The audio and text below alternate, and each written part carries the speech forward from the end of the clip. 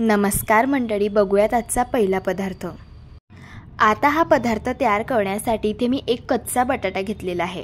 बटाट्याची मी साल काढून घेतली आहे आणि हा बटाटा पाण्यामध्येच किसून घेतला म्हणजे बटाट्याचा किस काळा पडणार नाही। आणि हा किस 2 ते 3 वेळेस पाण्याने स्वच्छ धुवून घेतलेला आहे। आता कढईमध्ये पोहे खायचे 2 छोटे चमचे तेल घालून घ्यायचं। तेल चांगलं गरम झाल्यावरती यामध्ये 1 चमचा जिरं घालायचं, पाव चमचा हिंग घालायचा आणि 2 हिरव्या मिरचीचे काप घालून घ्यायचे। 3 ते 4 कढीपत्त्याची पानं अगदी बारीक चॉप करून यामध्ये घालायची। कढीपत्त्याचा फ्लेवर यामध्ये खूप छान उतरतो। छान ही फोडणी 1 ते 2 सेकंद परतून घेतल्यानंतर 1 चमचा आलं लसूणची पेस्ट घालायची आणि पाव वाटी ओल्या नारळाचा चव घालायचा। याला देखील फोडणीसोबत 2 ते 3 मिनिटं चांगलं परतून घेतलं। आता यामध्ये आपल्याला 2.5 वाटी पाणी घालून घ्यायचं आहे। आता या पाण्याला आपण एक खडखडून उकड काढून घेऊया। पाण्याला उकड आलेली आहे। आपण बटाटा किसून घेतलेला होता तो यामध्ये आता घालायचा। तर बटाट्याच्या किसमधील पाणी असं हाताने पिळून घ्यायचं आहे आणि नंतर असे यामध्ये घालून घ्यायचं आहे। आता झाकण ठेवून आपल्याला हा बटाट्याचा किस साधारण 3 ते 4 मिनिटं शिजवून घ्यायचा आहे वाफेमध्ये। बटाटा किसून घेतलेला होता त्यामुळे अगदी 3 ते 4 मिनिटांमध्ये हा किस शिजला जातो। किस शिजल्यानंतर यामध्ये पाव वाटी तांदळाचं पीठ घालून मिक्स करून घ्यायचं आहे। तांदळाच्या पिठामुळे पदार्थ क्रिस्पी आणि कुरकुरीत बनतो।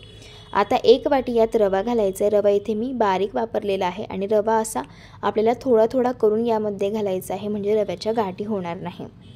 आता यामध्ये सगळ्यात शेवटी चवीप्रमाणे मीठ घालायचं आहे आणि बारीक चिरलेली कोथिंबीर घालायची आहे। आणि हे मिश्रण गॅसच्या मंद आचेवरती आपल्याला जोपर्यंत या मिश्रणाचा घट्ट गोळा होत नाही आणि हे मिश्रण पूर्णपणे कढईपासून वेगळं होत नाही तोपर्यंत शिजवून घ्यायचं आहे साधारण 2 ते 3 मिनिटं। इथे मी हे मिश्रण चांगलं शिजवून घेतलेलं आहे। तुम्ही पाहू शकता मिश्रण कढईपासून वेगळं झालेलं आहे। मिश्रण अजिबात कढईला चिटकत नाही। आता गॅस बंद करायचा आहे आणि हे मिश्रण आपल्याला एका पसरट ताटामध्ये काढून घ्यायचं आहे थंड होण्यासाठी। मिश्रण थंड होत आहे तोपर्यंत आपण एक चटपटीत नारळाची चटणी तयार करून घेऊया। त्यासाठी मिक्सरच्या भांड्यामध्ये 1 वाटी ओल्या नारळाचे काप घालायचे आहे। पोहे खायचे 2 चमचे फुटाण्याची डाळ घालून घ्यायची। 3 ते 4 लसणच्या पाकळ्या आणि 1 इंच यात आलं घालायचं। 3 हिरव्या मिरच्या घालायच्या आणि अर्ध्या लिंबाचा रस यामध्ये घालून घ्यायचे। चवीप्रमाणे मीठ घालायचं आणि मुठभर कोथिंबीर घालायची। पाणी घालून चटणी आपल्याला छान बारीक वाटून घ्यायची। पाहू शकता या पद्धतीने। आता चटणीला फोडणी देण्यासाठी इथे मी पॅनमध्ये तेल गरम करून घेतले। यामध्ये 1 चमचा मोहरी घालायची, 1 चमचा जिरं घालायचं, 6 ते 7 कढीपत्त्याची पानं घालायची आणि फोडणी मस्त 2 ते 3 मिनिटं तेलावरती परतून घ्यायची आणि ही गरमागरम फोडणी मस्त अशी चटणीवरती घालून घ्यायची। तयार झाली चटपटीत अशी नारळाची चटणी। इथे आता आपलं हे जे मिश्रण आहे तर ते सुद्धा पूर्ण थंड झालेलं आहे। मिश्रण हाताने छान मळून घ्यायचं आहे। याचे आपण मेदूवडे तयार करत आहोत तर त्यासाठी मिश्रण असं हातामध्ये घ्यायचं आहे। साधारण लिंबाच्या साईज एवढं मिश्रण हातामध्ये घ्यायचं। सुरुवातीला गोलाकार याला शेप द्यायचा, नंतर टिक्कीसारखं प्रेस करायचं। आता बोटाला तेल लावून घ्यायचं आणि याला असं होल आपल्याला तयार करून घ्यायचं आहे। याच पद्धतीने मी सगळे वडे हे तयार करून घेतले। मेदू वडे फ्राय करण्यासाठी तेल इथे मी गरम करून घेतलेलं आहे। तेलामध्ये आता वडे सोडून घेऊया। वडे मस्त क्रिस्पी आणि कुरकुरीत होईपर्यंत हलक्या गुलाबी रंगावरती आपल्याला फ्राय करून घ्यायचे आहे। वडे एका साईडने फ्राय झाल्यावरती दुसऱ्या साईडने उलटून घ्यायचे आणि दोन्ही साईडने फ्राय करायचे। इथे मी हे वडे क्रिस्पी कुरकुरीत होईपर्यंत फ्राय करून घेतलेले आहे। पाहू शकता वड्यांना मस्त रंग आलेला आहे। छान क्रिस्पी खुसखुशीत वडे तयार झालेले आहे आणि हे वडे आतून मस्त असे पोकळ तयार होतात। दिसायला एवढे सुंदर दिसतात त्यापेक्षा चवीलाही अगदी छान लागतात। प्रकार क्रमांक 2। आता हा पदार्थ तयार करण्यासाठी कढईमध्ये 2 ग्लास पाणी घालून घेतलं।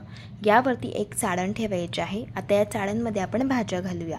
इथे मी 1 वाटी फ्लॉवर घेतलेला आहे, 1 वाटी वाटाणा घेतलेला आहे, पाव वाटी गाजर घेतलेला आहे आणि 1 वाटी बटाटा घेतलेला आहे। ह्या भाज्या मी स्वच्छ धुवून घेतलेल्या आहे। आता या भाज्यांवरती झाकण ठेवायचं आहे आणि या भाज्या आपल्याला शिजवून घ्यायच्या आहे वाफेवरती। इथे मी भाज्या शिजवून घेतलेल्या आहे। पाहू शकता भाज्या मस्त शिजलेल्या आहे। भाज्या शिजण्यासाठी बरोबर 7 ते 8 मिनिटं एवढा कालावधी लागलेला आहे। आता या भाज्या आपल्याला एका पसरट ताटामध्ये काढून घ्यायच्या आहे। आता या भाज्या आपल्याला छान मॅश करून घ्यायच्या आहे। शक्य होईल तेवढ्या भाज्या बारीक मॅश करून घ्यायच्या। यात आता 1 वाटी गव्हाचं पीठ घालायचं, पोहे खायचे 2 चमचे बेसन पीठ घालायचं। इथे आपण पावभाजी पराठा तयार करत आहोत तर त्यासाठी 1 चमचा पावभाजी मसाला घालायचा। पाव चमचा चाट मसाला घालायचा आहे, पाव चमचा आमचूर पावडर घालायची, पाव चमचा हळदी पावडर, अर्धा चमचा लाल तिखट आणि पाव चमचा गरम मसाला घालूया. 1 चमचा कस्तुरी मेथी घातली, 2 चमचे पांढरे तीळ घातले, तिळाचा फ्लेवर यात खूप छान लागतो. 1 चमचा आलं लसूणची पेस्ट घातलेली आहे आणि 1 वाटी कोथिंबीर घातली. सगळ्यात शेवटी चवीप्रमाणे मीठ घालायचे. आता आपण हे सगळे जिन्नस सुरुवातीला मिक्स करून घेऊया. यावरनं अंदाज येईल यात आपल्याला किती पाणी घालायची गरज पडणार आहे.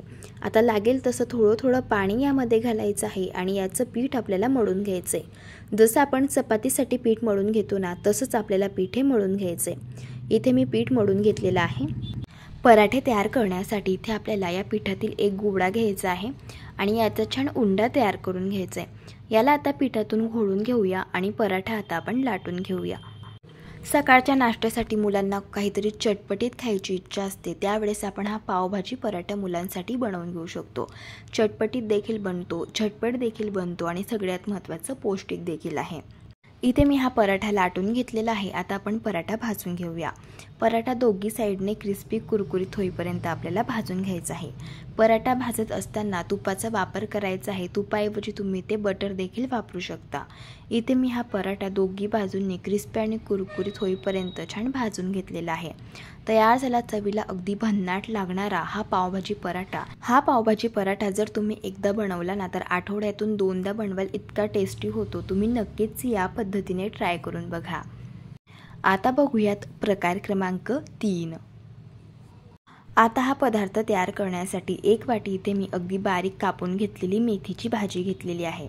ही भाजी आपल्याला तुपावरती परतून घ्यायची आहे, तर त्यासाठी कढईमध्ये 1 छोटा चमचा तूप घातलं. तूप चांगलं गरम झाल्यावरती ही भाजी आपल्याला कढईमध्ये घालायची आहे. भाजी आता आपल्याला 2 ते 3 मिनटं तुपावरती चांगली परतून घ्यायची आहे. भाजी इथे मी परतून घेतलेली आहे. अशी भाजी परतून घेतल्यामुळे या पदार्थाला चव खूप छान येते आणि मेथीच्या भाजीचा जो कडवटपणा असतो तो सुद्धा निघून जातो. आता एका बाउलमध्ये आपल्याला 1 वाटी रवा घालायचा आहे. यामध्ये 4 चमचे दही घालायचे आणि परतून घेतलेली मेथीची भाजी यात घालायची. 1 चमचा आलं, लसूण, हिरव्या मिरचीचा ठेचा घालायचा, 1 चमचा जिरं घालायचं, पाव चमचा हिंग, पाव चमचा हळदी पावडर, पाव चमचा गरम मसाला आणि बारीक चिरलेली कोथिंबीर घालायची. सगळ्यात शेवटी चवीप्रमाणे मीठ घालायचं आणि सगळे जिन्नस छान मिक्स करून घ्यायचे. आता यामध्ये आपल्याला थोडं थोडं पाणी घालायचं आहे आणि याचं बॅटर तयार करायचं आहे. असं थोडं थोडं करूनच पाणी घाला, म्हणजे या बॅटरच्या गाठी होणार नाही आणि अगदी स्मूथ असं हे बॅटर तयार होईल. इथे मी हे बॅटर तयार करून घेतलेलं आहे. तुम्ही या बॅटरची थिकनेस पाहून घ्या, या पद्धतीची आहे. आता या बॅटरवरती आपण झाकण ठेवूयात आणि 5 मिनिटांसाठी बॅटर आपल्याला मुरण्यासाठी ठेवायचं आहे.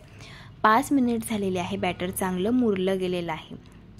इथे आज आपण आप्पे तयार करत आहोत मेथीच्या भाजीचे, तर त्यासाठी सगळ्यात शेवटी यामध्ये अर्धा चमचा आपल्याला लेमन फ्लेवरचा इनो घालायचा आहे, म्हणजे आप्पे क्रिस्पी आणि कुरकुरीत होतील आणि छान मऊ लुसलुशीत देखील होतील.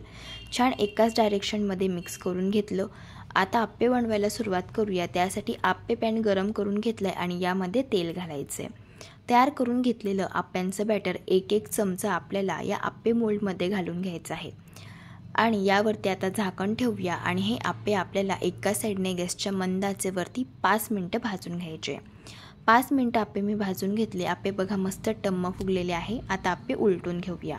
आप्पे दुसऱ्या साईडने छान क्रिस्पी आणि कुरकुरीत झालेले आहे. आता दुसऱ्या साईडने देखील आपण यांना भाजून घेऊया. इथे मी हे आप्पे दोघी साईडने क्रिस्पी आणि कुरकुरीत होईपर्यंत भाजून घेतले. तयार झाले अगदी पौष्टिक असे हे आपले मेथीचे आप्पे. मस्त स्पॉन्जी सॉफ्ट होतात, आतून बाहेरून क्रिस्पी आणि कुरकुरीत लागतात, अगदी चवीला भन्नाट होतात. नक्कीच एकदा ट्राय करून बघा. प्रकार क्रमांक 4. आता हा पदार्थ तयार करण्यासाठी इथे मी अर्धा दुधी भोपळा घेतलेला आहे. दुधी भोपळ्याची साल काढून घ्यायची आहे आणि देठाचा भाग कट करून घ्यायचा आहे. आता या दुधी भोपळ्याचे काप करून घेतले. हे काप आपल्याला मोजून घ्यायचे आहे, तर बरोबर 1 वाटी एवढे हे काप आहे. आता हे काप आपल्याला मिक्सरच्या भांड्यात घालायचे. त्याच वाटीने 1 वाटी यात बारीक रवा घालायचा आहे, अर्धी वाटी दही घालायचं आहे, 3 ते 4 हिरव्या मिरच्या, 1 इंच आलं आणि 4 ते 5 लसणच्या पाकळ्या यात घालायच्या आणि मुठभर कोथिंबीर घालायची. अजिबात थोडंही पाण्याचा वापर न करता छान हे मिश्रण वाटून घ्यायचं आहे। भोपळ्यामध्ये पाण्याचं मॉइश्चर असतं, त्यामध्येच हे मिश्रण चांगलं तयार होतं।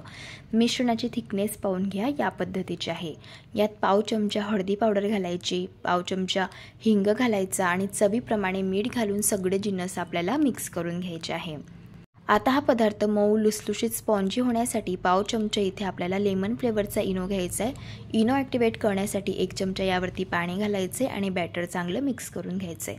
इथे आपण दुधी भोपळ्याचे चीज पॅनकेक तयार करत आहोत, तर त्यासाठी तवा गरम करून घ्यायचा आणि तेल लावून याला ग्रीस करायचं। साधारण एक पळी आपल्याला हे बॅटर असं तव्यावरती घालून घ्यायचं आहे आणि याचे छोटे छोटे पॅनकेक तयार करून घ्यायचे। यावरती कांदा, बारीक चिरलेलं टोमॅटो आणि मकीचे दाणे घालायचे। झाकण ठेवून हे पॅनकेक एका साईडने छान भाजून घ्यायचे। एका साईडने भाजून झाल्यावरती यांना उलटून घ्यायचं आणि दुसऱ्या साईडने देखील भाजून घ्यायचं। इथे मी हे पॅनकेक दोघी साईडने छान भाजून घेतलेले आहे। असे हे पॅनकेक भाजून घेतल्यानंतर यावरती आपल्याला किसून घेतलेलं चीज घालायचं आहे। इथे मी प्रोसेस चीज वापरलेला आहे, तुम्ही मॉझरेला चीज सुद्धा वापरू शकता। सगळ्यात शेवटी या चीजवरती थोडेसे चिली फ्लेक्स घालून घ्यायचे आहे। आता झाकण ठेवून चीज मेल्ट होईपर्यंत 2 सेकंद आपल्याला यावरती झाकण ठेवायचे। पाहू शकता मस्त असं चीज मेल्ट झालेलं आहे। तयार झाले भोपळ्याचे मस्त असे चीज पॅनकेक। चवीला छान लागतात, नक्कीच एकदा ट्राय करून बघा। प्रकार क्रमांक 5। आता हा पदार्थ तयार करण्यासाठी 1 वाटी मुगाची डाळ 2 तास मी पाण्यामध्ये भिजवून घेतलेली आहे। डाळमधील पूर्ण पाणी काढून घ्यायचं आहे आणि ही डाळ आपल्याला मिक्सरच्या भांड्यामध्ये घालून घ्यायची आहे। यामध्ये 1 इंच आलं घालायचं आहे आणि 4 ते 5 हिरव्या मिरच्या घालायच्या। तिखट तुमच्या आवडीप्रमाणे थोडीशी कमी जास्त करू शकता। यामध्ये पोहे खायचे 3 छोटे चमचे पाणी घालायचं आहे आणि छान डाळ आपल्याला वाटून घ्यायची आहे। डाळ वाटताना जास्त बारीक वाटायची नाही, थोडासा रवा टेक्स्चरवरती वाटून घ्यायची। पोहे खायचे 2 चमचे, यात आपल्याला बारीक रवा घालायचा आहे। पाव चमचा हळदी पावडर घालायची आणि 2 चमचे साखर घालून घ्यायची आहे। अर्धा चमचा लिंबू पावडर घालायचे आणि पोहे खायचे 4 चमचे कच्चं तेल घालायचे, म्हणजे ढोकळा मऊ लुसलुशीत स्पॉन्जी होतो। पुन्हा हे मिश्रण आपल्याला छान फिरवून घ्यायचं आहे या पद्धतीने। आता हे मिश्रण आपण एका बाउलमध्ये काढून घेऊया। मिश्रणाची थिकनेस पाहून घ्या, या पद्धतीची आहे। आता या मिश्रणावरती झाकण ठेवायचे आणि 5 मिनिटं हे मिश्रण मुरण्यासाठी ठेवायचे। तोपर्यंत पुढची प्रोसेस बघूया। ताटाला तेल लावून ग्रीस करून घ्यायचे। कढईमध्ये 3 ग्लास पाणी घालायचे। यामध्ये एक रिंग ठेवायची, रिंग नसेल तर डब्याचं झाकण वापरा। पाण्याला आता एक खडखडून उकळ काढून घ्यायची। पाण्याला उकळ आल्यानंतर तेल लावून घेतलेलं ताट यामध्ये ठेवायचं आहे। पाहू शकता या पद्धतीने।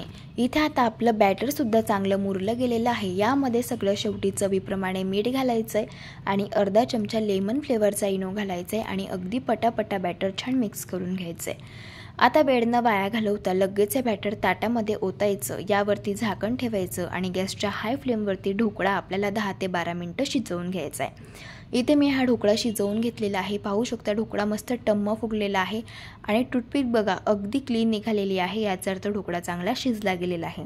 आता हा ढोकळा आपण हलका थंड करून घेऊयात, तोपर्यंत ढोकळ्यासाठी फोडणी बनवून घेऊया। तेलामध्ये मस्त मोहरी घालायची। मोहरी तडतडल्यानंतर पाव चमचा हिंग घालायचा, 4 ते 5 हिरव्या मिरच्या घालून घ्यायच्या आणि 10 ते 12 कढीपत्त्याची पानं घालायची।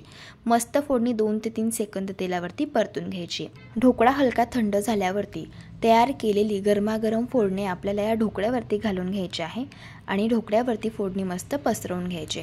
आता ढोकळा कट करून घेऊया। ढोकळा कट करत असतानाच तुम्हाला अंदाजा येत असेल हा ढोकळा किती मऊ लुसलुशीत स्पॉन्जी सॉफ्ट तयार झालेला आहे।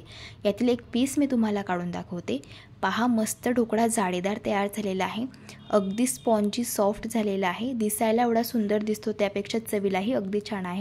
एकदा ट्राय करून बघा। प्रकार क्रमांक 6।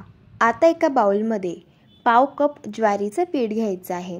याच कपाने पाव कप नाचणीचं पीठ घेऊया, पाव कप तांदळाचं पीठ घेऊया आणि पाव कप बेसन पीठ घ्यायचं आहे। पाव कप बारीक रवा घेऊया, इथे तुम्ही जाड रवा सुद्धा वापरू शकता। आता यामध्ये आपण 1 चमचा हिरव्या मिरचीचा ठेचा घालूया, 1 चमचा आलं लसूणची पेस्ट घालायची आहे, बारीक कापून घेतलेला कांदा घालूया, पाव चमचा हळदी पावडर घालायचे, पाव चमचा तिखट घालायचे आणि पाव चमचा गरम मसाला घालायचा आहे। चवीप्रमाणे मीठ घालूया आणि सगळ्यात शेवटी बारीक कापून घेतलेली कोथिंबीर घालायची आहे। आता याला आपण छान मिक्स करून घेऊया। इथे आज आपण घरातील उपलब्ध असलेले सर्व पीठ वापरून हा नाश्ता तयार करणार आहोत, त्यामुळे हा नाश्ता अतिशय पौष्टिक तयार होणार आहे। आता थोडं थोडं पाणी घालून याचं आपल्याला बॅटर तयार करून घ्यायचं आहे। हे बघा, इथे मी बॅटर छान तयार करून घेतलेलं आहे। जसं आपलं डोस्यांचं बॅटर असतं तशाच पद्धतीचं आपल्याला याचं बॅटर छान तयार करून घ्यायचं आहे। आता सगळ्यात शेवटी यामध्ये 2 टेबलस्पून साजूक तूप घालायचं आहे। असं साजूक तूप घातल्यामुळे या पदार्थाला चव खूप छान येते। इथे आपलं हे बॅटर तयार झालेलं आहे। इथे आज आपण मिक्स पिठाचे धिरडे तयार करणार आहोत, तर त्यासाठी तवा छान गरम करून घेतला आणि याला तेल लावून घेतलं। आता तव्यावरती 2 पडी आपल्याला हे बॅटर घालायचं आहे आणि याला पसरवून घ्यायचं आहे। आता या धिरड्याची एक साईड आपल्याला छान भाजून घ्यायची आहे। धिरड्याची एक साईड भाजत आली की वरची बाजू अशा पद्धतीने कोरडी होते। याला तेल लावून घ्यायचं आणि धिरडं पलटी करून घ्यायचं आहे।